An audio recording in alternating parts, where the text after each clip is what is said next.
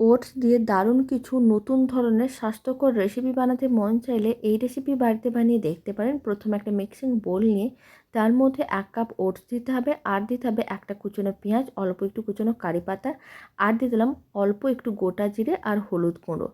এবার এর মধ্যে দিতে হবে লঙ্কার গুঁড়ো, স্বাদ অনুযায়ী লবণ, আর দিয়ে দিলাম 1/2 কাপের মতন সুজি, আর 1/2 কাপের মতন টক দই দিতে হবে। এবার এর মধ্যে 1 কাপ জল দিয়ে সমস্ত কিছু ভালো করে মিশিয়ে নিতে হবে।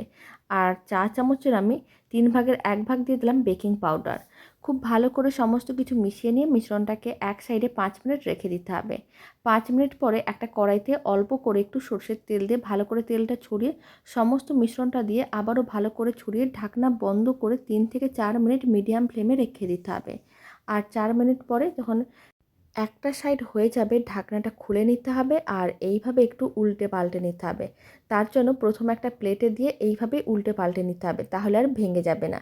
আবার একইভাবে 4 থেকে 5 মিনিট মিডিয়াম ফ্লেমে অন্য দিকটাও রান্না করে নিতে হবে। তারপর একটা প্লেটের মধ্যে সার্ভ করে নিতে হবে। রেসিপিটা বানানো একেবারেই সহজ আর খেতেও ভীষণ ভালো হয়। আপনারাও বাড়িতে বানিয়ে দেখতে পারেন, আপনাদেরও খুবই ভালো লাগবে।